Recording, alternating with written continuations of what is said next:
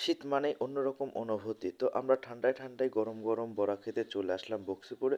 আসসালামু আলাইকুম বন্ধুরা। ছোট্ট একটি মিনি ব্লগ নিয়ে আপনাদের মাঝে চলে আসলাম। আমরা সবাই একসঙ্গে ঘোরাঘুরি করতে। তো আসলে যে সময় আমরা একসঙ্গে সবাই একত্র হয়ে ঘোরাঘুরি করি, আসলে ভিতরে অন্যরকম একটা অনুভূতি কাজ করে। কারণ অনেকদিন পরে একসাথে হওয়া মানেই বোঝেন তো কতটাই আনন্দ মনের ভিতর লাগে। তো আমরা সবাই ভাই ব্রাদার মিলে যখন একত্র হয়ে সন্ধ্যার পরে চলে আসলাম সেই বক্সিপুরের বড়া খেতে।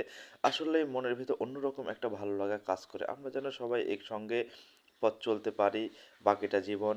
এই যে আমাদের সামনে চলে আসলো সেই বক্সিপুরের সেই স্পেশাল বড়া।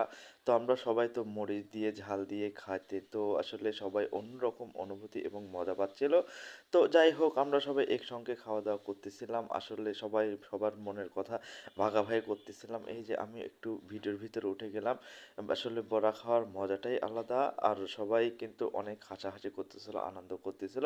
তো সবাই সুস্থ থাকবেন, ভালো থাকবেন আর আমাদের পাশে থাকবেন। আমরা যেন সবাই একসঙ্গে চলতে পারি এবং আমাদের জন্য দোয়া করবেন। আসসালামু আলাইকুম।